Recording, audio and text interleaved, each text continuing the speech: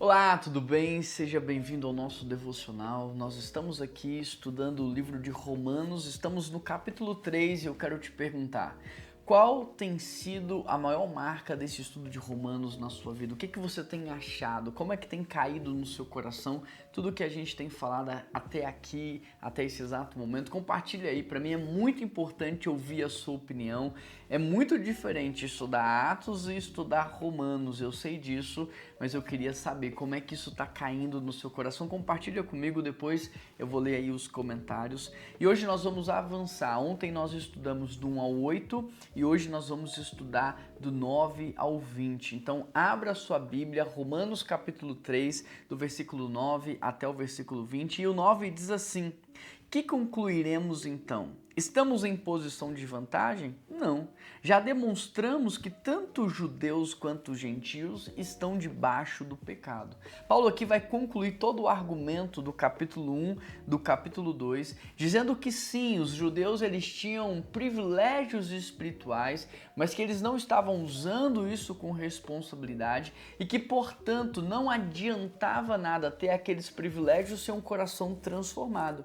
E aqui Paulo ele vai meio que fechar esse assunto dizendo, olha, tanto judeus quanto gentios estão debaixo do pecado. O que Paulo está dizendo aqui é que todo ser humano necessita da graça de Deus, que não há ninguém que não necessite da graça de Deus, não há ninguém que não esteja debaixo da influência do pecado.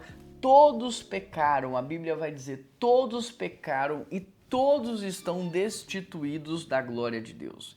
No verso 10, Paulo diz assim, como está escrito, não há nenhum justo sequer. Eu sei que hoje tem pessoas que dizem, olha, essa pessoa é justa, essa pessoa na Bíblia ela tem que ser considerada santa, vamos santificar essa pessoa, mas Paulo está dizendo aqui, não há nenhum justo sequer. No verso 11 ele diz, não há ninguém que entenda e ninguém que busque a Deus. O que Paulo está dizendo é que o pecado ele foi tão destrutivo, que a partir do pecado e da condenação eterna, o homem não conseguia mais buscar a Deus.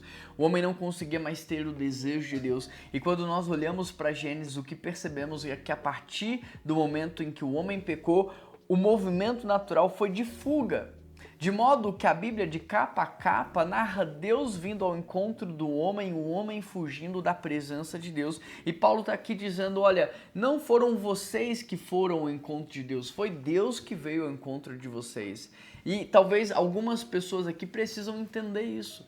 Você não foi ao encontro de Deus, não foi você que buscou a Deus, não foi você que gerou essa transformação na sua vida, não foi Deus que te amou de tal maneira que entregou o único filho dele para que no momento em que você cresce você recebesse a vida eterna. Foi Deus que veio ao seu encontro quando você estava no lamaçal do pecado e colocou você no reino de luz. Foi Deus que de uma maneira sobrenatural te constrangeu com o amor dele. Foi Jesus que bateu a porta do seu coração. Foi o Espírito Santo que entrou na sua vida e gerou em você sede, fome da presença dele.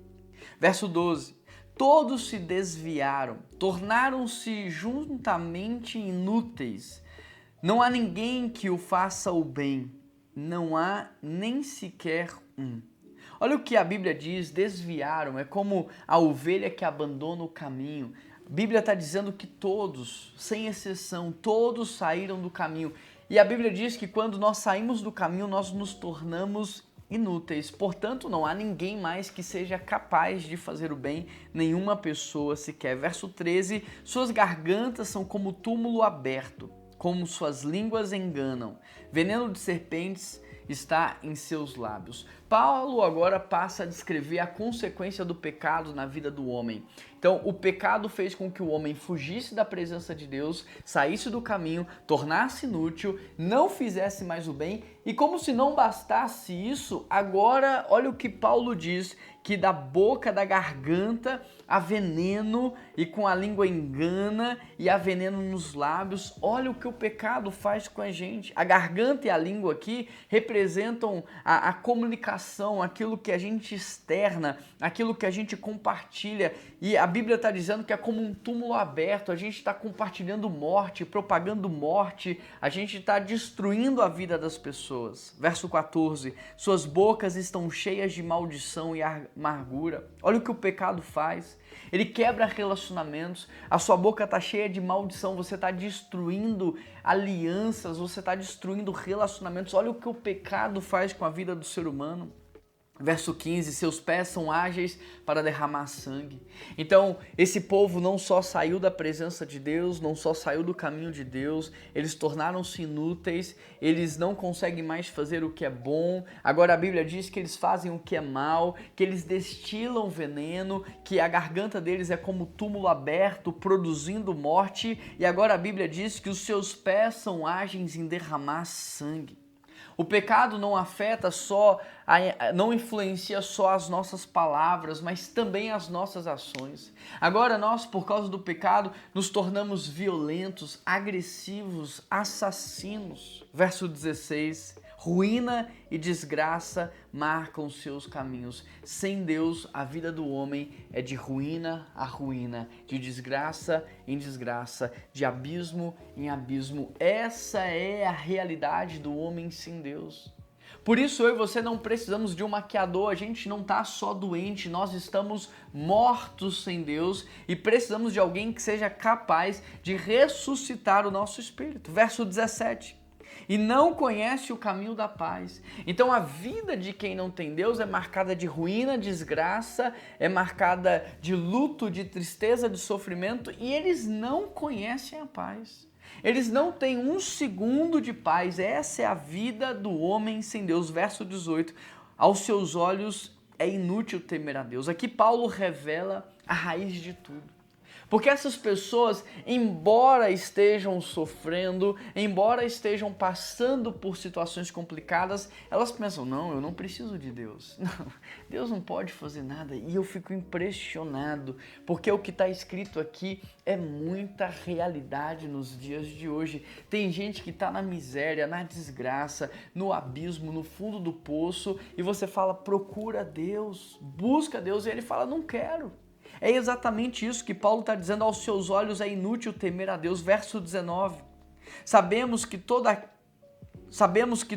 o que a lei diz, o diz aqueles que estão debaixo da lei, para que toda boca se cale e o mundo todo fique sujeito ao juízo de Deus. A lei funciona aqui como uma promotora no tribunal. Ela não foi dada para justificar, para salvar, ela foi dada para demonstrar o quanto nós somos culpados e o quanto que nós carecemos da graça de Deus, porque sem a graça de Deus a gente não vai conseguir cumprir a lei. Verso 20. Portanto, ninguém será declarado justo diante dele baseando-se na obediência à lei, pois é mediante a lei que nós nos tornamos plenamente conscientes do pecado. A lei serve para nos tornar conscientes. A lei serve para nos mostrar o quanto errado nós estamos. A lei serve para nos mostrar o quanto nós necessitamos de Deus. A grande verdade, então, dessa perícope, do verso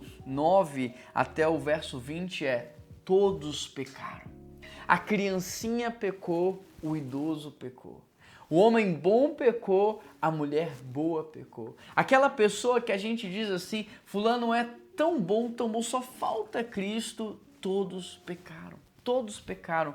Sabe, todos são culpados, é o resumo aqui dessa perícope. Todos são culpados e que ninguém consegue salvar a si mesmo.